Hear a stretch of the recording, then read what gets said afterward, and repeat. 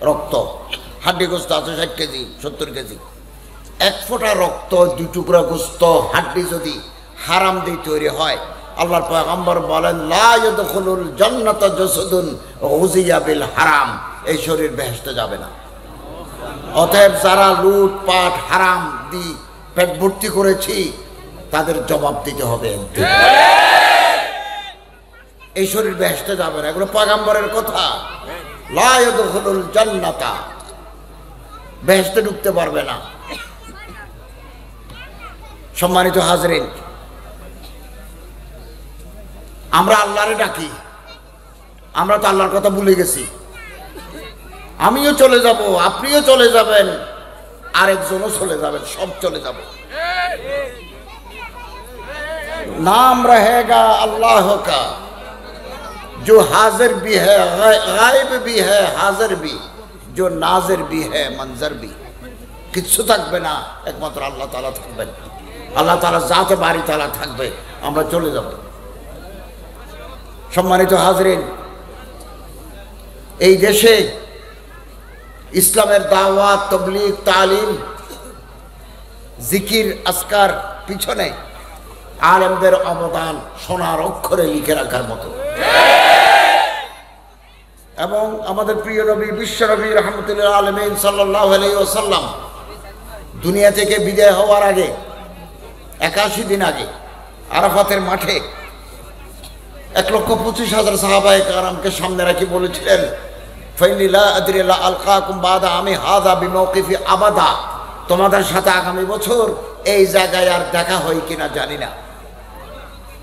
ইসমাউ কওলি, আল্লাহর পয়গম্বর বলেন আমার কথা ভালো মনোযোগ দিয়ে শুনো, আগামী বছর আর দেখা হবে কিনা জানি না, দেখা হয় নাই। হযরত বলেন ফালিবাল্লিগি শাহিদুল গায়বা, তোমরা যারা সামনে আছো তোমাদের দায়িত্ব দিলাম, যারা আসে নাই, যাদের জন্ম হয় নাই, আমার এই কথা পৌঁছায় দিবা। এই পৌঁছায় দেওয়ার নাম দাওয়াত, এই পৌঁছার নাম তাবলীগ, এই পৌঁছায় দেওয়ার নাম ডিসেমিনেশন। এভাবে ইসলাম সারা পৃথিবী ছড়াই গেছে। সুবহানাল্লাহ। আমাদের এই দেশ বাংলা, এই বাংলা, পূর্ব বাংলা, মুলকে বাঙ্গালা, এক এক সময় এক এক নাম। এই জায়গার আবার ইউনাইটেডলি কোনো নাম ছিল না, এই জায়গার নাম ছিল হরিকেল, সমতট, পুন্ড্র, গৌড়, বরেন্দ্র, এদেশের নাম। বরেন্দ্র রাজশাহী, সমতট হরিকেল এদিকে। এরপরে মুলকে বাঙ্গালা, বাঙ্গালা নাম দেওয়াটাও মুসলমানের, বাংলা ভাষার বিকাশে মুসলমানদের অবদান, এগুলো ইতিহাস। এই দেশে রাজার নাম গণেশ, এই দেশের রাজার নাম রামপাল, মহিপাল, গোপাল। গোপালের শাসন ব্যবস্থা আলোচনা করো। আমি তো 26 বছর অনার্সে পড়াইছি হিস্ট্রি অফ এনশিয়েন্ট বেঙ্গল, প্রাচীন বাংলার ইতিহাস 100 নম্বর জাতীয় বিশ্ববিদ্যালয়ে। এদেশের রাজা লক্ষণ সেন, এদেশের রাজা বল্লাল সেন। এই দেশে দাড়ি রাখলে 2 টাকা ট্যাক্স দিতে হইতো 700 বছর আগে। এই দেশে, এই বাংলায় কেউ যদি দাড়ি রাখো 1 বছর 2 টাকা ট্যাক্স। এই দেশে জমিদারের সামনে দিয়ে মুসলমান জোতা পরিধান করে হাঁটতে পারে নাই। এই দেশে কোরবান করা যায় নাই। এদেশে আল্লাহর নাম নেওয়ার কারণে মাথা কাটি নিয়ে গেছে বগুড়ার করতোয়া নদীর ওই পারে। এই পারে মাথাবিহীন শরীর কবর, ওই পারে মাথার কবর। লালমনিরহাটে একটা মসজিদ আছে পাহাড়ের ভিতরে, পাহাড়ের ভিতরে মানে মাটির ভিতরে, হিজরি 1ম শতাব্দীর মসজিদ, এটা আমি দেখে আসছি। প্রকাশ্য জমিনের উপরে মসজিদ নির্মাণ করা যায় নাই। মসজিদ নির্মাণ করার পরে সন্ত্রাসীরা এসে মসজিদ ভেঙে ফেলবে, এই বয়ে মুসলমানরা লালমনিরহাটে, আই হ্যাভ ভিজিটেড দিস মস্ক, আমি নিজে এই মসজিদ দেখে আসছি রংপুরের লালমনিরহাটে, হিজরি 1ম শতাব্দী, 1,500 বছর আগে। মুসলমানরা চিন্তা করলো, আরে দুশ্মনরা আসবে, সন্ত্রাসীরা আসবে, এই মসজিদ যদি ভাঙি ফেলে, এর সাথে মসজিদ লুকিয়ে রাখি। তো পাশের মাটি লই মসজিদটাকে মাটির ভিতরে লুকিয়ে রাখলো, পাশে একটা পুকুর হয়ে গেল। যে মানুষগুলো একটু নিরাপদ জায়গায় ছিল 70-80 মুসলমানদেরকে মেরে ফেললো। এই মসজিদ যে মাটির ভিতরে আছে শতাব্দীর পর শতাব্দী কেউ জানে না, মনে করছে পাহাড়ের ভিতরে মসজিদ আছে। এটা বিক্রি হতে লাগলো, মানুষ ওখানে গাছ রোপণ করে, মানুষ ওখানে ক্ষেত খামার করে। এক সময় ওখানে গর্ত করতে গিয়ে, খনন করতে গিয়ে দেখা যায় মসজিদের মিনারা, মসজিদের গম্বুজ। ওমা, এই পাহাড়ের ভিতরে মসজিদের গম্বুজ কিভাবে আসলো? মাটি সরাতে সরাতে পুরো মসজিদ। এগুলো লেখা আছে, প্রথম আলোতে উঠছে খবর। আমি ওখানে হুজুরের কাছে যাই, সমস্ত কাগজপত্র দেখে আসছি। এই মসজিদ এখন বের হয়েছে হিজরি, আরবিতে লেখা আছে হিজরি প্রথম শতাব্দীর মসজিদ। এই দেশে আজান, এই দেশে মসজিদ, এদেশে আলেম ওলামা, এদেশের মেয়েরা বোরকা গায়ে দিয়ে রাস্তায় হাঁটে, এদেশের মেয়েরা হেজাব পরে, সব আলেমদের অবদান। আলেমদেরকে যদি ইজ্জত করতে পারি, মর্যাদা বাড়বে জাতি। We are indebted to the ওলামা, ইসলামিক স্কলার্স। আমরা আলেম ওলামাদের কাছে ঋণী। এই দেশে হাদিসের দরজ দেওয়ার জন্য রাশিয়া থেকে আলেম আসছেন, ওনার নাম শেখ শরফুদ্দিন আবু তাওয়ামা। ওনার বাড়ি রাশিয়া, বর্তমান উজবেকিস্তানে। তিনি এই দেশে উজবেকিস্তানে যখন সমাজতান্ত্রিক বিপ্লব, নাস্তিক্যবাদী শক্তির উত্থান হলো, কার্ল মার্কসের religion is opium to people, ধর্ম আফিম, এ জাতীয় কথা যখন কার্ল মার্কস বললেন, মসজিদ মাদ্রাসা বন্ধ করে দিল।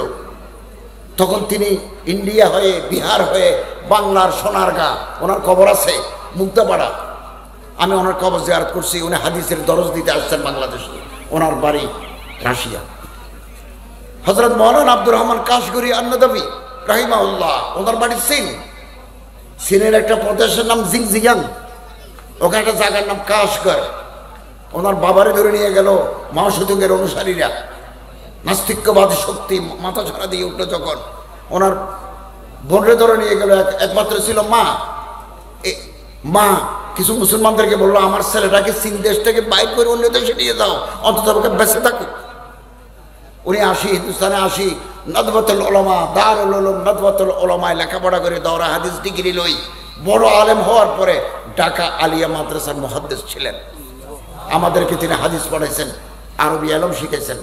আজিমপুর কবরস্থানে ওনার কবর আছে। উনি জীবনে কোনোদিন বিয়ে করেন নাই, যে বিয়ে কারে করব, আমার তো বাপ নাই, মা নাই, বোন নাই। বিপ্লব, চীনা বিপ্লব, এখনো চীনা মুসলমানদের উপর নির্যাতন হয়। আমি পত্রিকা আর্টিকেল লিখেছি, সবাই আমরা চীনা জিনিস ব্যবহার করি। চীন দেশে 10 লক্ষ মুসলমানকে চীনের গভর্নমেন্ট বন্দী করে রেখেছে। এ খবর আমাদের জানা নাই। দুনিয়ার এক মুসলমান আর এক মুসলমানের ভাই। কুল্লু মুসলিম আখুল মুসলিম ইন্নামাল মুমিনুনা ইখওয়া। আল্লাহ রাসূল বলেন, মুসলমান এক শরীর। আফ্রিকার মুসলমান, রাশিয়ার মুসলমান, আমেরিকার মুসলমান, জাপানের মুসলমান এক শরীর। কাজাসুদিন ওয়াহিদিন কারাজুলিন ওয়াহিদিন ইশতাকা আইনুহু ইশতাকা রাসুহু ইশতাকা রাসুহু ইশতাকা কুল্লুহু। আঙ্গুলে যদি গুতা খায় চোখ দিয়ে পানি পড়ে, কেন? এক শরীর। ফিলিস্তিনের মুসলমানদেরকে যদি ইহুদিরা মারে, বাংলাদেশের মুসলমানদের চোখ দিয়ে পানি আসে। মুসলমানদের সবচেয়ে বড় দুশমন ইহুদি। এই কোরআন শরীফ, এই যে আমরা সারা নামাজ পড়েছি, গায়রিল মাগদুবি আলাইহিম ওয়ালাদ-দাল্লিন, মাগদুব আলাইহিম দাল্লিন মানে ইহুদি খ্রিস্টান। খোদা ইহদিনাস সিরাতাল মুস্তাকিম, সোজা পথ দেখাও। আনআমতা আলাইহিম, তুমি যাদেরকে নিয়ামত দান করেছো। গায়রিল মাগদুব, ইহুদি খ্রিস্টানদের পথ দেখাইও না। এখন মুসলমানরা আল্লাহর কথা বলি যায়, ইহুদি খ্রিস্টানদের সাথে বন্ধুত্ব প্রেম করে, ক্ষমতার মস্তদের জন্য, রাষ্ট্রীয় ক্ষমতার জন্য, বাপদাদা 14 গোষ্ঠীর ক্ষমতা। সারা পৃথিবী, সৌদি আরব, বাহরাইন, কাতার, কুয়েত, তোমাদের বাপের দেশ। বাহরাইন, কাতার, সৌদি আরব ক্ষমতা টিকিয়ে রাখার জন্য তারা ইহুদির পদলেহন করে। অথচ আল্লাহ তাআলা কোরআন শরীফে বলছেন লা তাত্তাখিযুল ইহুদা ওয়ান নাসারা আউলিয়া, ইহুদি খ্রিস্টানদেরকে বন্ধু বানাইও না। ইহুদি খ্রিস্টান দুনিয়ায় থাকবে, তারা থাকুক, but they are not bosom friend of the Muslims. মুসলমানদের তারা ঘনিষ্ঠ বন্ধু নয়। এমনি ব্যবসায়িক তাল্লুক থাকবে, ওখানে আমরা জিনিস পাঠাবো, তাদের জিনিস আমরা ব্যবহার করব, কিন্তু আমরা বন্ধু তাদেরকে বানাবো না। বাদুহুম আউলিয়া ও বাস, আল্লাহ তাআলা কোরআন শরীফে বলেন তারা তাদের বন্ধু, তোমার বন্ধু নয়, তোমার বন্ধু নয়। আজকে মুসলমানরা কথা ভুলে গেছি, 3 জিনিসের কাছে মানুষ বেচা যায়, 3 জিনিসের জন্য পৃথিবী পাগল। 1, ক্ষমতার জন্য মানুষ পাগল, মানুষ ক্ষমতা চায়। 2, মানুষ টাকা চায়, পয়সা লাগবে। বাংলাদেশের হাইকোর্ট একটা রিট করেছে, ওই রুল নিষি জারি করেছে বাংলাদেশ গভর্নমেন্টের উপরে। আমাদের দেশের পররাষ্ট্রমন্ত্রী প্রকাশ্যে বলেছেন যে কানাডা এবং ব্রিটেনে 200 মানুষের তালিকা আছে যারা এই দেশে চাকরি করে কানাডায় বাড়ি করেছে, এই দেশে চাকরি করে ওখানে ঘর করেছে, এর মধ্যে সরকারি অফিসারের সংখ্যাই সবচেয়ে বেশি।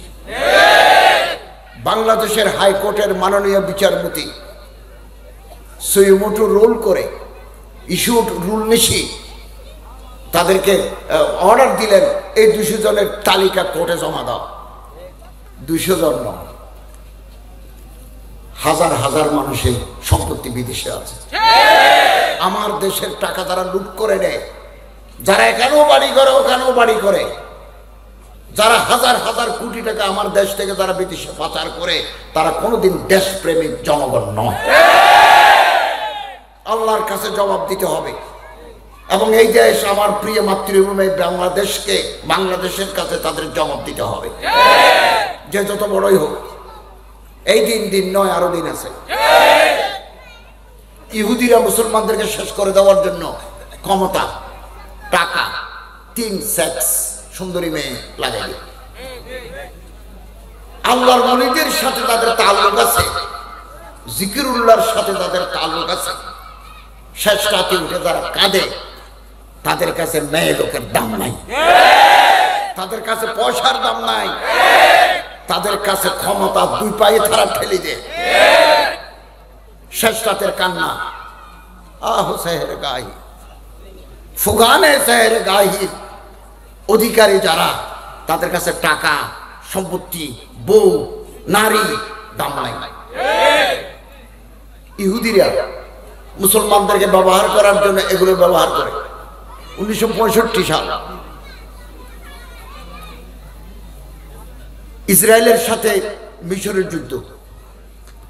আমরা তো লুজ ক্যারেক্টারের মানুষ। পৃথিবীর কোন বিপ্লব, কোন আন্দোলন লুজ ক্যারেক্টারের মানুষদের হয় না। যারা চোখ লম্বা, পয়সা দেখলে বেহুশ হয়ে যায়, ক্ষমতার টপ মারিলে যারা ছিটে যায়, এদের দ্বারা বিপ্লব হয় না। এই মিশরের সেই জমানার প্রেসিডেন্টরা, জেনারেলরা নারী নিবি, মেয়ে লোক দেখলে ছিটে যায়। জানে, ইহুদি জানে, কুত্তা হাড্ডি তালাশ করে, কুত্তা হাড্ডি তালাশ। তখন ইহুদি মেয়েরা সুন্দরী, ইহুদি মেয়েরা সুন্দরী, টপ প্যারাগন অফ বিউটি। এদেরকে ট্রেনিং দিই, যুদ্ধের আগে অস্ত্র একটা দিই, টাইটফিট পোশাক পরায়, আর্মির পোশাক পরায়, আগের ফ্রন্টে দিয়েছে।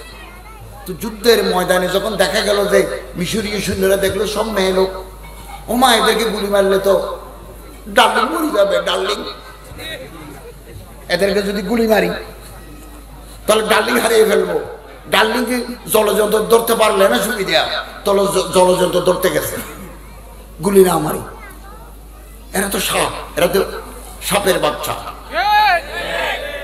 এদেরকে নিয়ে যখন ফষ্টি নষ্টি ফুর্তি করতে লাগলো, পিছন থেকে আসে বিশাল বাহিনী দখল করে ফেললো। এবং কায়রোতে আসিয়ে, মিশরের রাজধানী কায়রোতে আসিয়ে রাডার তুলে নিয়ে গেল, রাডার। এরা জানে না। সাহাবায়ে কেরামের মতো আল্লাহ রসুলের তরবিয়ত ইয়াফতা মুজাহিদের গ্রুপ যদি থাকে এই সমস্ত সুন্দরী মেয়েদের দিয়ে লটর ফটর করে ইসলামী আন্দোলনে স্তব্ধ করা যাবে না। পৃথিবীর ইতিহাস সেটা প্রমাণ করে। পৃথিবীর ইতিহাস হযরত রিবি ইবনে আমের আল বিদায়া ওয়ান নিহায়া কিতাব আছে, ইতিহাসের কিতাব, ভেরি অথেন্টিক এন্ড রিলায়েবল ইতিহাসের কিতাব আল বিদায়া ওয়ান নিহায়া। ওই কিতাবে লেখা আছে রিবি ইবনে আমের রাদিয়াল্লাহু তাআলা আল্লাহর রাসূলের সুহবতে আফতা, তরবিয়তে আফতা, জিকিরে ফিকিরে রহনে ওয়ালা, শেষ রাতের কাঁদনে ওয়ালা এক মুজাহিদের দল লই যুদ্ধ করতে গেছে রোমান গভর্নরের এলাকা, রোমান এম্পায়ার। তো গভর্নর বললেন, আরে কি চায় মানুষ? চাই কি? মানুষ চায় ক্ষমতা, মানুষ চায় টাকা, মানুষ চায় সুন্দরী মেয়ে, জীবন আর কি? দুদিনের জীবন। সখী ওমর খৈয়াম বলতেছেন, কবি ওমর খৈয়াম, সখী কাল নিশীতের বর্ষা কই, চাঁদেনে জাগিবে যুগ যুগ ধরিয়া, আমরা তো রইব না সই। সাকি আজকে ভালো করে মদ ডালো, আজকে খাইলই, আগামীকাল চাঁদ নাও উঠতে পারে, আমি নাও থাকতে পারি। কাল নিশীতের বর্ষা কই, চাঁদেনে জাগিবে যুগ যুগ ধরিয়া, আমরা তো রইব না সই। হয়তো চাঁদ উঠবে, আমরা থাকবো না। হযরত রিবি ইবনে আমের রাদিয়াল্লাহু তাআলা ডাকলেন গভর্নর, যে আপনারা আসেন, কি চান আপনারা? তো বললেন, আপনারা কি রাজত্ব চান? তাহলে এলাকা কিছু ছাড়ি দিয়ে রাজত্ব করেন, ইসলামের কথা বলবেন না। জায়গা ছাড়ি দিলাম, ওখানে বলবেন। 2 টাকা লাগবে, কই কোটি টাকা লাগবে? আমার এখানে বস্তা বস্তা কাড়ি কাড়ি টাকা আছে। দেখো সুন্দরী মেয়ে, রোমান মেয়েরা তো চামড়া সাদা, কত মেয়ে লাগবে? যদি লাগে আমরা দেব। কি চান আপনারা? সাহাবী রাসূল হযরত রিবি ইবনে আমের রাদিয়াল্লাহু তাআলা যে জবাব দিয়েছেন রোমান গভর্নরকে, সোনার অক্ষরে লিখে রাখার মতো। আমরা সেই সোনালী যুগ ফিরিয়ে আনতে চাই। আমরা দুনিয়াতে থাকি কি থাকবো কিনা জানি না, কিন্তু আমাদের বুকের ভিতরে আমাদের স্বপ্ন লালন করি। যেই দেশে ইসলাম, কোরআন এবং হাদিসের ভিত্তিতে একটা কল্যাণ ওয়েলফেয়ার স্টেট, সাহাবায়ে কেরামের নমুনায় একটা আদর্শ রাষ্ট্র আমরা কায়েম করতে পারব, আমরা এই স্বপ্ন বুকে লালন করি। ইবনে আমের রাদিয়াল্লাহু তাআলা বলেন, কি চাই? শুনো, ইবতাআসানা লিনুখরিজাল ইবাদা মিন ইবাদাতিল ইবাদ ইলা ইবাদাতি রাব্বিল ইবাদ। আমরা চাই মানুষের পূজা বন্ধ করি, মানুষের যিনি আল্লাহ রব, তার ইবাদত দুনিয়াতে চালু করার জন্য আমরা এসেছি। সজিদা আল্লাহর কাছে, इबादत अल्लाह प्रति, इय्याका नअबुदु व इय्याका नस्ताईन, हम आप ही की इबादत करते हैं और आप ही से मदद मांगते हैं। 2 मिन जोरिल अदियान इला आदिलिल इस्लाम, नाना धर्म মানুষের উপরে নাইনসাফি করেছে, আমরা ইসলামের ইনসাফ কায়েম করতে চাই।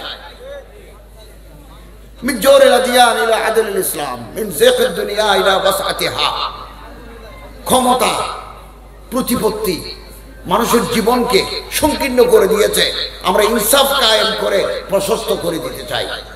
তখন রোমান গভর্নর ভাবলেন, এদের উদ্দেশ্য তো আলাদা, এদের উদ্দেশ্য তো এটা নয়, দুনিয়াদারি নয়, এদের উদ্দেশ্য আলাদা।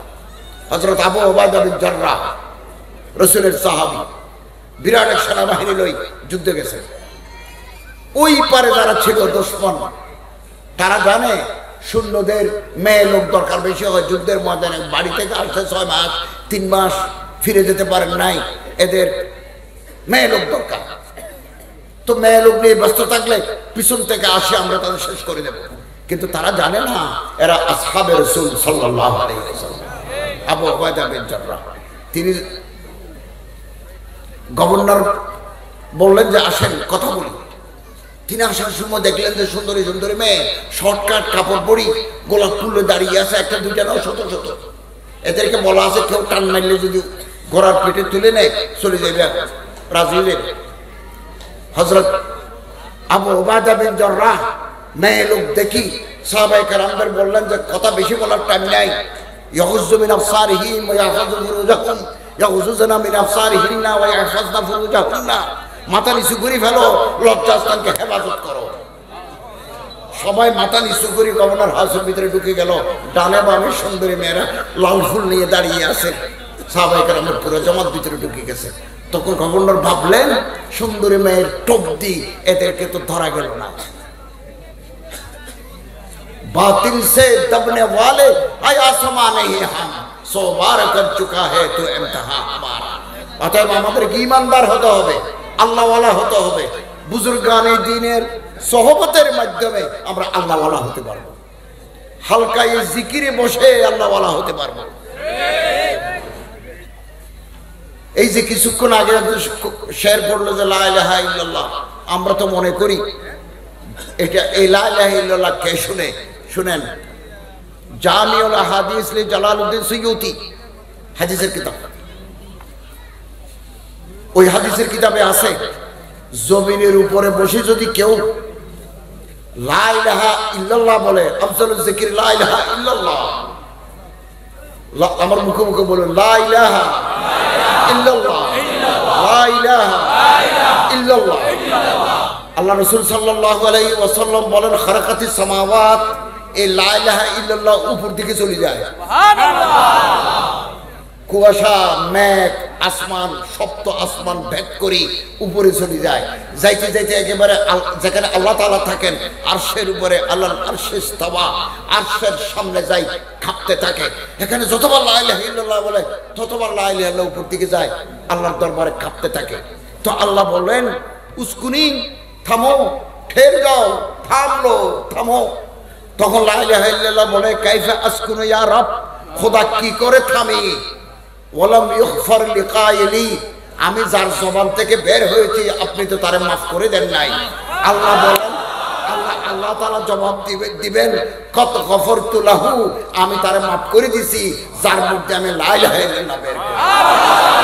আমরা যারা সারা জীবন লা ইলাহা ইল্লাল্লাহ বলেছি, আমাদের ঠিকানা জান্নাত, ঠিকানা জান্নাত। পয়সার কাছে বেচা যাবো না,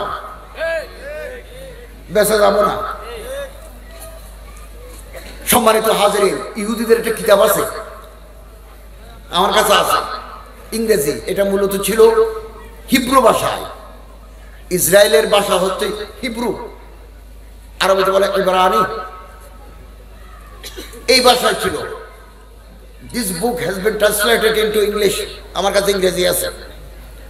ইহুদিদের গোপন কিতাব, এটার নাম দি প্রোটোকলস অফ লার্নেড এল্ডার জায়ন, ইহুদি পণ্ডিতদের গোপন দলিল।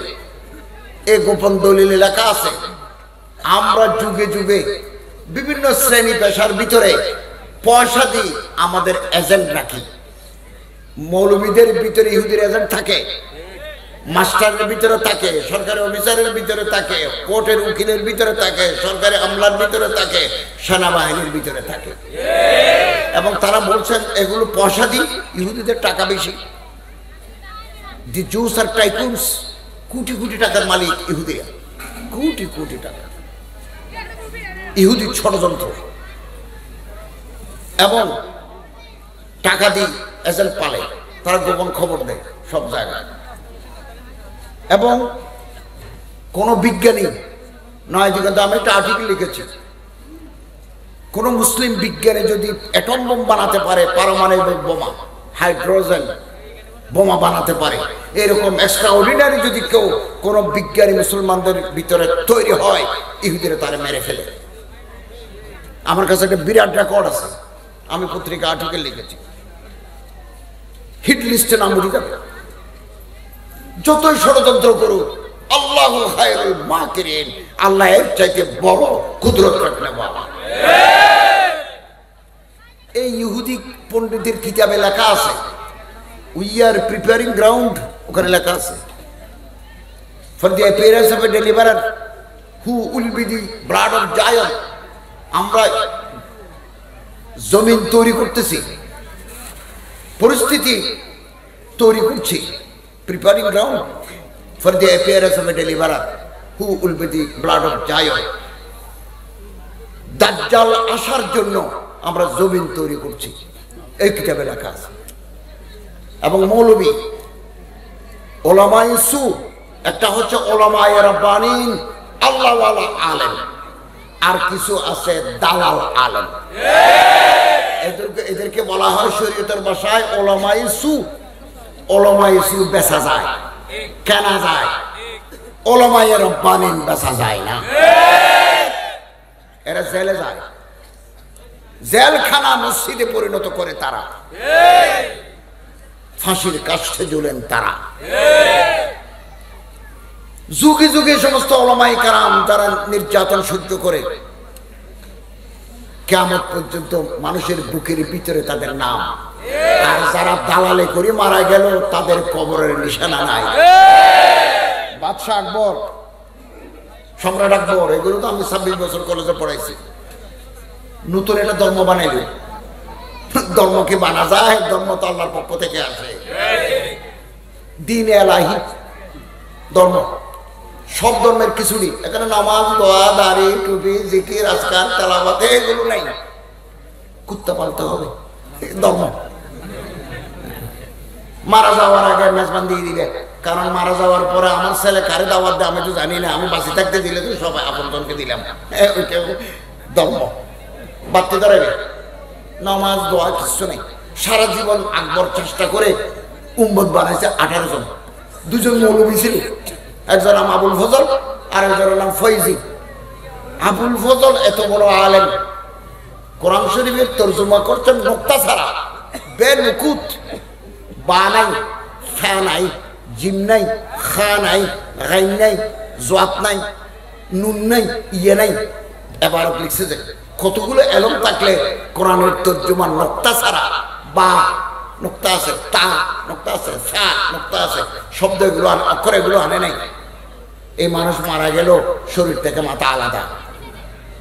আজ পর্যন্ত আবুল ফজলের কবর কোথায় কেউ জানে না। কিন্তু মুজাদ্দিদ আল হাসানী, যিনি আকবরের বিরুদ্ধে, জাহাঙ্গীরের বিরুদ্ধে লড়াই করেছেন, খানাকা নশীন পীর সাহেব, ওনার দরবারে মানুষ পাগল পাগল। আল্লামা ইকবাল বলেন, আমি যখন মুজাদ্দিদ আল হাসানীর কবরে গেছি, আমি কবরের দিকে যখন নজর দিলাম, এটা কবিতা আছে সাল্লানের, যে উনকি জর্রে সে শর্মিন্দা হে সিতারে, কবরের যে বালিকণা ধুলিকণা এগুলোর কাছে আকাশের তারা লজ্জিত হয়ে নিভে যাচ্ছে। বালির ভিতরে যে আলো আছে, এই আলো দেখি আকাশের তারা ডুবে যাচ্ছে, আলোহীন হয়ে যাচ্ছে, শর্মিন্দা হয়ে যাচ্ছে। উনকি জর্রে সে শর্মিন্দা হে সিতারে। একজন মুজাহিদ চিঠি লিখেছেন তিনি উম্মতের কাছে, ভারতবাসীর কাছে, আকবরের বিরুদ্ধে, দ্বীন এলাহির বিরুদ্ধে। এই চিঠির নাম মকতুবাত, মকতুবাত শরীফ। এগুলো ফার্সিতে লেখা, উর্দু, ইংরেজি, বাংলায় ট্রান্সলেশন হয়ে গেছে যুগে যুগে। সম্মানিত হাজরিন, অতএব আমাদের ভয় পেলে চলবে না। হায়াত একেবারে কম। আল্লাহ তাআলা যে হায়াত দিচ্ছেন, এই সময়টুকু আমরা হকের পক্ষে আওয়াজ তুলি, হকের পক্ষে, ন্যায়ের পক্ষে আওয়াজ তুলি, অন্যায়ের বিরুদ্ধে কথা বলি। আর না হলে আল্লাহর কাছে জবাব দিতে হবে, আল্লাহর কাছে জবাব দিতে হবে। সম্মানিত হাজরিন, বহুদিন থেকে আমাদের এই দেশে আমরা আন্দোলন করে আসছি। ফেসবুকে, টুইটারে, পত্রিকায় সুন্নতে রাসূল লই, দাড়ি লই, টুপি লই, মিসওয়াক লই, জুব্বা লই, আশেপাশে কথা তারা লিখে আসছে। এবং তারা বলছে এগুলো মত প্রকাশের স্বাধীনতা। মত প্রকাশের স্বাধীনতা কোনোদিন আনলিমিটেড নয়। উদাহরণ দিয়ে আমি বলি, মোবাইলে গান শোনার, টেলিভিশনে গান শোনার আপনার অধিকার আছে। It is your right two. আপনি টেলিভিশনে দেখবেন, কিন্তু ভলিউম ছোট করে দিতে হবে। আপনি গান শুনবেন, ভলিউম ছোট করে দিতে হবে। পাশের জানালা দিয়ে কোনো বুড়ো মানুষ যাতে ঘুমের ব্যাঘাত না ঘটে, ব্যাঘাত না ঘটে, কোনো পরীক্ষার্থীর যাতে তার ধ্যান নষ্ট না হয়। তাহলে উনি টর্চ মামলা করে দিতে পারবেন পাশের বাড়ি যে ওর হাই ভলিউমের কারণে আমি রাতে ঘুমাতে পারি না। আপনাকে ধর্ম মানা যেমন অধিকার, ধর্ম না মানাও অধিকার। কেউ যদি বলে আমি ধর্ম মানবো না, তর্কের খাতিরে মেনে নিলাম, ধর্ম মানবে না, না মানো। আল্লাহ রিজিক খাও, রাজেককে মানো না, না মানো। একদিন কিন্তু হিসাব দিতে হবে। কিন্তু যারা মানে ধর্ম, যারা মানে আল্লাহ, যারা মানে রসুল, যারা মানে তাদের নিয়ে আজে বাজে কথা বলা অপরাধ। আমরা এক কথাই বলছি। কেউ যদি বলে আমি নাস্তিক, ওকে, তুমি নাস্তিক থাকো। নাস্তিক সম্পর্কে সিদ্ধান্ত নেওয়ার জিম্মেদারি আল্লাহর হাতে, আমার হাতে নয়। কিন্তু তুমি নাস্তিক হয়ে যদি আস্তিকদের ব্যাপারে আমার রসুল লই, আমার আল্লাহ লই, হযরত আয়েশা রাদিয়াল্লাহু তাআলা আনহাকে লই আজে বাজে কথা বলো, তখন আমরা রাজপথে প্রতিবাদ করার জন্য বাধ্য হয়ে যাব। বাংলাদেশে আইন আছে ডিজিটাল সিকিউরিটি ল, এগুলো আমাদের আন্দোলনের ফল। 20 বছর যাবত আমরা ময়দানে এগুলো আন্দোলন করেছি। পৃথিবীর কোন দেশে বৃহত্তর জনগোষ্ঠীর ধর্ম লই পত্র পত্রিকায় বুদ্ধিজীবী রেডিও টেলিভিশনে আজে বাজে নোংরামি করে না। আপনি ভারতে বৃহত্তর জনগোষ্ঠীর ধর্ম হিন্দুত্ববাদ, রাম রামায়ণ মহাভারত, এগুলো নিয়ে কেউ কথা বলে না। বিজেপি, কংগ্রেস, তৃণমূল কেউ বলে না। তারা তাদের রাজনীতি নিয়ে কাজ করে, ধর্ম নিয়ে কোনো আলোচনা করে না। থাইল্যান্ড বৌদ্ধ তারা বলে না, খ্রিস্টান দেশেও বলে না। আমাদের দেশে আন্তর্জাতিক ইহুদিবাদের কিছু দালাল মুসলমান নাম ধরে ইসলামের বিরুদ্ধে, কোরআনের বিরুদ্ধে, হুজুরদের বিরুদ্ধে আজে বাজে কথা বলে। আজে বাজে কথা বললে আমরা দাবি করি নরম আইন দিয়ে হবে না, শক্ত আইন তৈরি করতে হবে। ব্লাসফেমির মতো আইন তৈরি করতে হবে। সেটা হবে যে যার যার ধর্ম সে পালন করবে, কোনো আপত্তি নাই। হিন্দু, বৌদ্ধ, খ্রিস্টান, জৈন, পারসিক, পাহাড়ি, যার যার ধর্ম সেটা পালন করবে। ধর্ম পালন করা, ধর্ম চর্চা করা, ধর্ম প্রচার করা, ধর্ম অনুশীলন করার অধিকার সাংবিধানিক। কিন্তু এক ধর্ম আরেক ধর্মের বিরুদ্ধে, কোন নাস্তিক আস্তিকের বিরুদ্ধে অসম্মানজনক যদি কোনো কথা বলে, বেয়াদবিপূর্ণ যদি কথা বলে, যাবজ্জীবন নয়, ফাঁসিতে ঝুলিয়ে তার মৃত্যুদণ্ড কার্যকর করে। তাহলে ঠান্ডা হয়ে যাবে দুনিয়া, ঠান্ডা হয়ে যাবে। আইন হাতে তুলতে হবে না। আমরা আইন তার নিজস্ব গতিতে চলুক, সেটা চাই। রাষ্ট্রের কোন কর্মকর্তা যারা পাবলিকের ট্যাক্সে বেতন পান, তাদেরকেও, আমি এদেশের একজন নাগরিক, ফার্স্ট ক্লাস নাগরিক এদেশের, তাদেরকেও কথা বলার সময় সংযত হয়ে বলা দরকার। পেশাদারিত্বের সাথে কথা বলা দরকার। রাজনৈতিক নেতার মতো কথা বলা উচিত নয়। এবং সেন্স অফ প্রপোর্শন, ইংরেজিতে একটা কথা আছে, মাত্রা জ্ঞান, কে কতদূর কথা বলতে পারে। সম্মানের পীর সাহেব হুজুর জিদত মাআলিকুম যে কথা বলতে পারবো, আমি কি সে কথা বলতে পারবো? এটা ওনার মর্যাদা, শান আলাদা। আলমা জোনায়েদ বাবুনগরী সাহেব যে কথা বলতে পারবেন, আমি কি সে কথা বলতে পারবো? এটা সেন্স অফ প্রপোর্শন। এমন কিছু কর্মকর্তা কথা বলছেন যেগুলো সংবিধান বিরোধী, যেগুলো আদব শালীনতার সম্পূর্ণ খেলাফ। মাদ্রাসা শিক্ষার বিরুদ্ধে একজন দায়িত্বশীল কর্মকর্তা বলছেন, আমি এদেশের নাগরিক, আমি এদেশের ট্যাক্স দিই, ইনকাম ট্যাক্স দিই প্রতি বছর, I am law abiding citizen of this country. এই দেশ আমার, মুক্তিযুদ্ধের মাধ্যমে এই দেশ আমরা অর্জন করেছি। এই দেশের মাটির তলে আমার কবর হবে। এই প্রজাতন্ত্রের একজন দায়িত্বশীল ব্যক্তি যদি বলে রাস্তার কিনারে টেবিল দি যারা চাঁদা তোলে, কোরবানির সাম্রাজ্যটা টানাটানি করে, তাদের কাছ থেকে আমরা কি আশা করতে পারি? এটা হচ্ছে মাদ্রাসা শিক্ষার প্রতি অসম্মান, অবজ্ঞা। তিনি আমাদের আরো দুঃখ হচ্ছে যে তিনি বলছেন পরিবারের যেই সন্তানটা মেধাবী নয়, কম মেধাবী, গবি, নিকৃষ্ট, ওই ছেলেটাকে মাদ্রাসায় দেয়। প্রজাতন্ত্রের একজন কর্মকর্তা আমার দেশের মাদ্রাসা শিক্ষা ব্যবস্থার প্রতি যদি এভাবে কথা বলে আমাদের দুঃখ রাখার জায়গা নাই। কারণ মাদ্রাসা শিক্ষা বাংলাদেশ সরকারের স্বীকৃত শিক্ষা ব্যবস্থা, সংবিধানের প্রতি উপহাস করার সামিল। আইন চলবে তার নিজস্ব গতিতে, বিচার করবেন কোর্ট, কোর্ট বিচার করবেন। বিচার যদি আমি হাতে নিই তাহলে তো আইনের শাসন থাকে না। সম্মানিত হাজিরিন, আলেমদেরকে ইজ্জত করি, ইজ্জত করতে যদি না পারি বেইজ্জত অন্তত পক্ষে করব না। আমি আপনাদের ইতিহাস থেকে শিক্ষা নিতে বলি, আলেমদের সাথে বেইজ্জত করলে দুনিয়া এবং আখিরাত বরবাদ হয়ে যাবে। সাআদ ইবনে আবি ওয়াক্কাস রাদিয়াল্লাহু তাআলা আনহু সাহাবী, মিশরের গভর্নর, ফাতেহে মিশর, ওনার বিরুদ্ধে এক ব্যক্তি ওমরে ফারুক, মুসলমানদের প্রেসিডেন্ট আমিরুল মুমিনিন হযরত ওমরে ফারুকের কাছে অভিযোগ করলেন। তিনটে অভিযোগ। এক, তিনি ঠিকমতো নামাজ ইমামতি করেন না।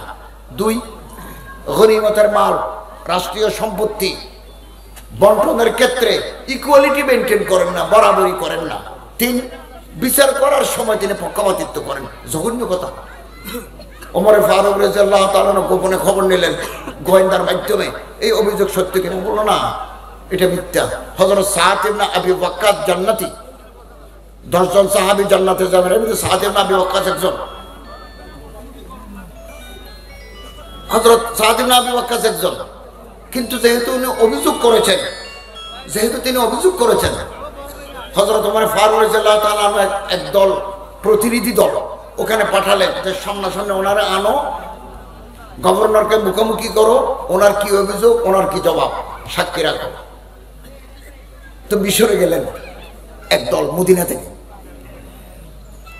ওই লোকটাকে পাওয়া গেল।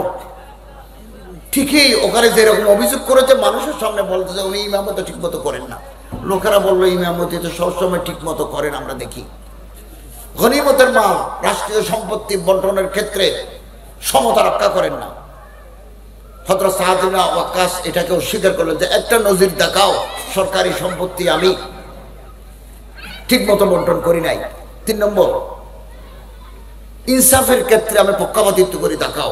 কোনো জবাব দিতে পারে নাই। হযরত সাআদ ইবনে আবি ওয়াক্কাস আল্লাহর কাছে দোয়া করলেন, আল্লাহ, পৃথিবীর বহু মানুষ আছে হাত তুললে দোয়া কবুল হয়, হাত তুললে দোয়া কবুল হয়। হাদিসে আছে আমাদের মানুষ চিনে, এই জন্য জায়গা ঘুরি দে। কোনো মেজবানে গেলে, মেলা মজলিসে গেলে হুজুর 5-7 জন দাঁড়ায় যায়, চিনে বলে। কিন্তু আল্লাহ আমারে চিনেন কিনা। এক হাদিসে আছে কিছু মানুষের দাড়ি এলোমেলো, কাপড় পুরানা, মেলা মজলিসে গেলে কেউ সিট সারি দেয় না। কিন্তু এই মানুষ যখন আল্লাহর দরবারে হাত তোলে আল্লাহ তার হাত খালি ফেরত দেন না। আমার সামনে যারা আছেন আমি তো মনে করি এরকম মুস্তাজাবুদ দাওয়াত মানুষ আছেন।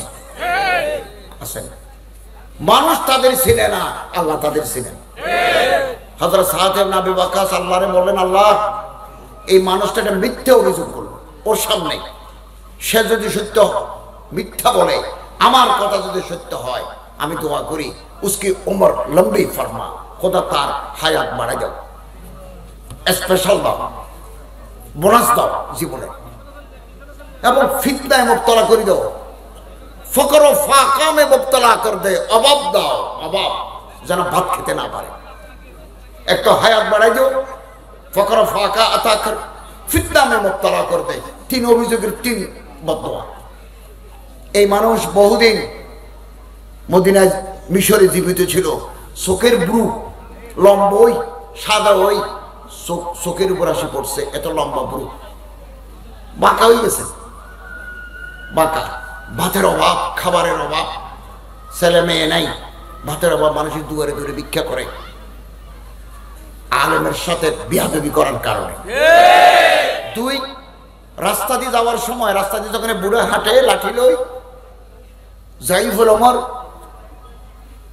অশীতিপর বৃদ্ধ, অক্টোজেনেরিয়ান, ননজেনেরিয়ান, তখন রাস্তা যদি কোনো মেয়ে লোক নাইয়ের যায়, ডাক্তারের কাছে যায়, ওর কোমর দড়ি লাঠিতে গুঁথা দেয়, তখন মানুষ বলে, তুমি আমার দাদার বয়সী মানুষ, তোমার এখন কবরে যাওয়ার তো অতীত হয়ে গেছে, তোমার তো আগে কবরে যাওয়ার দরকার ছিল, তো তুমি এই বয়সে একটা মেয়ে লোকের কোমরে যদি গুঁতে দিলে, এটা কত বড় বেয়াদবি।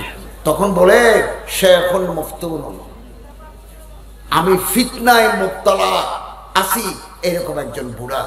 আসাবতনি দাওয়াত সাদ ইবনে আবি ওয়াক্কাসের বদদোয়া পড়ছে আমার উপর। অতএব আলেম ওলামাদের সাথে ইজ্জত করতে না পারলে, বেইজ্জত যদি করেন, আমরা করি, তাহলে আল্লাহর গজব আসতে সময় লাগবে না।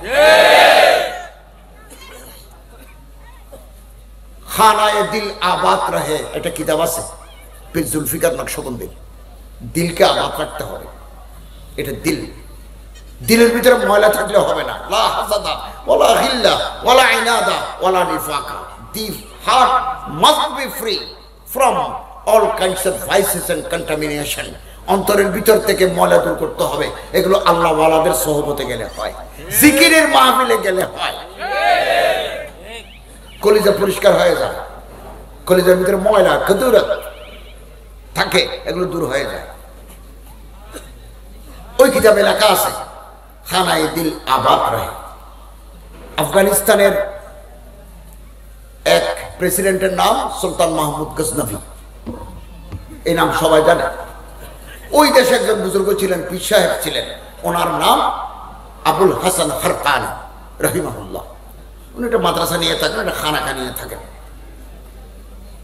আল্লাহর সাথে যার তাল্লুক, ক্ষমতাসীনদের সাথে তাদের সম্পর্ক থাকে না।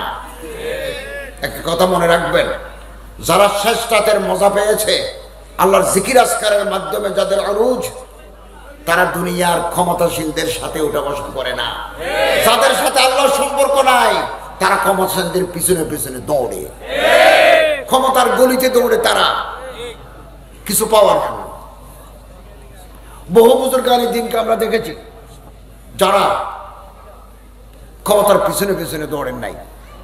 একথা বলে তো শেষ করবো ইনশাল্লাহ। সুলতান মাহমুদ গজনভি দরবারে আসছেন, ওই দিন ছিল শুক্রবার। তিনি বললেন, আজকে বন্ধ দিন, শুক্রবার, একটু মাদ্রাসা পরিষ্কার করো, উঠানের ধুলাবালি একটু পরিষ্কার করে নাও। তিনিও উঠানে বসে ছেলেদের এগুলো দেখভাল করছেন। এই মুহূর্তে প্রেসিডেন্ট আসছেন, সুলতান মাহমুদ গজনভি। প্রেসিডেন্ট আসলে তো ফ্ল্যাগ নিয়ে আসে, বাঁশি বাজায়। একজন বলে, বাদশাহ নামদার আলমপনা আসতেছেন, একথা বলে। কিন্তু প্রেসিডেন্ট বলতেছেন যে না, একথা বলা যাবে না, ঘোড়া অনেক দূরে রাখো, আমি হাঁটিয়ে আসবো। আলেমের প্রতি সম্মান আফগানিস্তানের প্রেসিডেন্টের। ভিতরে আসছে দুলাবালি, তো পিছনে সেক্রেটারি ছিল, তিনি রুমাল দিলেন, চোখে দেন, নাকে দেন, বালি ঢুকবে, মুখে লাগবে। তিনি বলেন, তিনি এভাবে হাত দিয়ে বালি এভাবে দিলেন, যাতে করে, তিনি বলছেন, এখানে কাল আল্লাহ কাল রসুল হয়, রাতের বেলা আল্লাহর জিকির হয়, এখানকার ধুলাবালির ভিতরে আল্লাহর রহমতের বাড়িদারা আছে। এটা মুখে এভাবে মাঝে দিলেন, আমার কপাল যেন এই ধুলার কারণে উন্নত হয়, আমার মুখ যেন হাসরের মাঠে আলোকিত হয়। তারপর আবুল হাসান হরকানিকে যাই বলেন, হযরত 16 বার অভিযান চালিয়েছি, সফল হতে পারি নাই, আপনি একটু দোয়া করেন যাতে 17 বারে কামিয়াব হতে পারি। বলেন, আমি দোয়া করবো। উনি মুস্তাজাব দাওয়াত, এটা জুব্বা দিলেন, বললেন, এবারে ময়দানে জুব্বাটা সামনে রাখি, আল্লাহর কাছে দোয়া করবে, আল্লাহ এই জুব্বার মালিকের কোনো মর্তবা যদি আপনার কাছে থাকে, उसकी बरकत से हमें कामयाबी अता फरमा। আল্লাহ এই জুব্বা যিনি গায়ে দেন, এই জুব্বার মালিকের মর্তবা যদি থাকে, আপনি আমার কামিয়াবি দিবেন। একথা বলবে, দোয়া করবে আল্লাহর কাছে। সুলতান মাহমুদ গজনভি ঠিক একই কাজে দোয়া করেছেন। দোয়া করেছেন কিভাবে? খোদা, এই যে কিল্লা, দুর্গ, এটা আমার দান করো এই জুব্বার মালিকের বরকতে। যেই এলাকায় যুদ্ধ চলছে, ওই এলাকাটা আমার দাও। আল্লাহর রহমতে তিনি কামিয়াব হয়েছেন। যুদ্ধ শেষ করার পরে আবুল হাসান হরকানির কাছে শুকরিয়া আদায় করার জন্য এসেছে। তো শেখ আল্লামা পীর সুফিয়া বাসফা আরিফ রাব্বানি আবুল হাসান হরকানি রাহিমাহুল্লাহ বলেন, বাদশাহ কামিয়াব হয়েছেন, বলো কি বলেছেন, কি দোয়া পড়েছেন, আমি আপনার কাছে শুনতে চাই। তো সুলতান মাহমুদ গজনবী বলেন, কোরতা সামনে রেখে আল্লাহরে বলেছে, আল্লাহ যে এলাকায় যুদ্ধ হচ্ছে এটা আমার এলাকার আমার রাজত্বের অঙ্গীভূত করো, দুর্গটা আমাদের হাতে দিয়ে দাও, দুর্গের ভিতরে অনেক কিছু আছে। তো হযরত শেখ আরিফ রব্বানী সুফিয়া বাসফা আবুল হাসান হরকানি বলেন, আহারে কম দামে তুমি দোয়াটা বিক্রি করে দিলা। তুমি যদি সেই রাতে আল্লাহরে বলতে, খোদা সারা পৃথিবীর রাজত্বে আমারে দাও, দুনিয়াতে যত কাফেরের কিল্লা আছে এগুলো আমি দখল করব। আবুল হাসান হরকানি বলেন, ওয়াল্লাহি আল্লাহ তুমি সারে দুনিয়া কি ফতহ ও কামরানি আতা করে দিতে, আল্লাহ তোমাকে সারা পৃথিবীর রাজত্ব দান করতেন।